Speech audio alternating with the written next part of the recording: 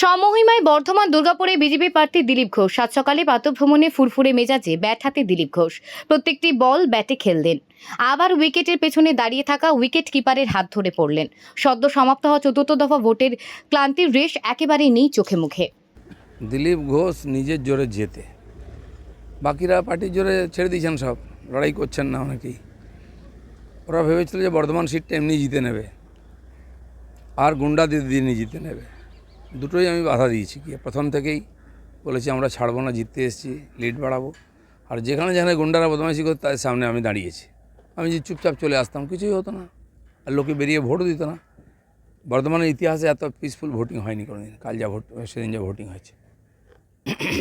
দাদা, যাদবপুর কেন্দ্রে অবনী কুমার মণ্ডল বিজেপির তিনি কার্যকর্তা, আপনিও চেনেন, এবং তিনি সিপিএম থেকে বিজেপিতে এসেছিলেন 2013 সালে, এবং তিনি নির্দল হয়ে দাঁড়িয়েছেন এবং এখনও তিনি সাংগঠনিক পদে রয়েছেন।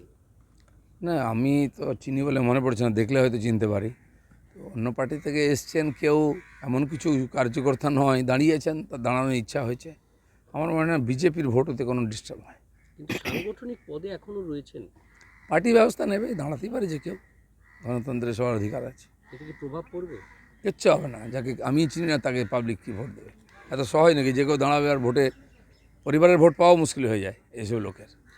সন্দেশখালিতে বারবার করে উত্তেজনা হচ্ছে এবং এই যে ভাইরাল ভিডিও এবং সেটাকে সত্য প্রমাণ করার একটা চেষ্টা, এবং তারপর মহিলারা রুখে দাঁড়াচ্ছেন।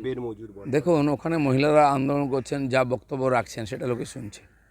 চালাকি করে পয়সা দিয়ে দুটো ভিডিও করে লোককে বোকা বানানো যাবে না। এই ধরনের চালাকি তখনই করে মানুষ যখন হেরে যায়। টিএমসির পিঠ একদম দেওয়ালে ঠেকে গেছে। ভোট উত্তর থেকে হয়ে হয়ে আসছে, দেখুন পিসফুলি ভোটিং হয়েছে। আমি তো মনে হচ্ছে 11 সালে হওয়া তো ভালো ভোটিং হয়নি, যা হচ্ছে সেটা ওরা বুঝতে পেরেছে। রাস্তা নিয়ে মমতা ব্যানার্জির ভাষা শুনুন না, কী না বলছেন। শেষে আমি বলেছিলাম ইভিএমকে ধরবে, এখন ইভিএমের উপরে দোষ চাপাচ্ছেন। কেউ বাঁচাতে, ভগবানও বাঁচাতে পারে না ওদেরকে এবারে। আপনারা বলছেন জায়গায় জায়গায় আপনি বার 400 পার, আর দিদিমণি সেখানে বলছেন কালকে দাঁড়িয়ে আপনি বার পগার পার। দিদিমণি যে ভাষণটা দিয়েছেন কি 300 কত নাকি সিট পাবে, আমি বলছি আপনার ভাই শাহজাহানের টাকার অঙ্ক যত বাড়ছে আপনার ভোট তত কমছে।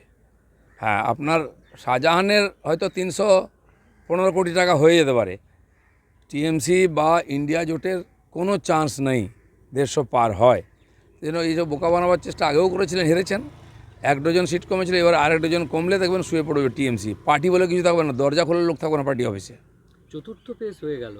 প্রথম এসে অমিত শাহ বলেছিলেন 35 সিট পাবেন, তারপর 30-এ নাম ভেবেছেন। এই চতুর্থ ফেজ হয়ে যাওয়ার পর আপনার কি মনে হচ্ছে সাংগঠন? দেখুন, আমরা যেখানে দাঁড়িয়েছিলাম সেখান থেকে এগোচ্ছি, আর দেখা যাক কত দূর যাই। আমাদের দিকে পজিটিভে আছে। এই যে মানুষ মন খুলে ভোট দিচ্ছেন পশ্চিমবাংলায়, তাতে টিএমসির টেনশন বাড়ছে, বিজেপির ভোট বাড়ছে, সিট বাড়ছে। চলুন, আরেকটা আছে না, এখনো আসছে মেসেজ নাকি?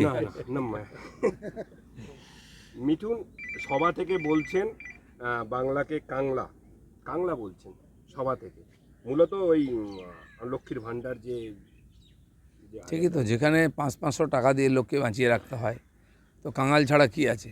মোদিও দিয়েছেন, রেশন দিয়েছেন। যখন সংকটে পড়ে সারা দুনিয়া, অন্য দেশকেও আমার পাঠিয়েছে, খাবার দাবার, ভ্যাকসিন সব পাঠিয়েছে, ওষুধ। ভারতবর্ষেও দিচ্ছে এই জন্য যে এই যে 1.5 বছরের 2 বছরের যে কোভিড এবং যুদ্ধের যে পরিণাম, তাতে ইকোনমি মার খেয়েছে, সাধারণ মানুষের কষ্ট হয়েছে। সেজন্য তাদের চাল ডালের ব্যবস্থা করছেন মোদিজি। এখানে কেন 500 টাকা প্রতি মাসে দিতে হচ্ছে? তার মানে লোকের হাতে পয়সা নেই, ইনকাম নেই, চাকরি নেই, বাঁচিয়ে রাখতে হচ্ছে ডোল দিয়ে। এর থেকে বোঝা যাচ্ছে যে কাঙাল হয়ে গেছে বাংলা।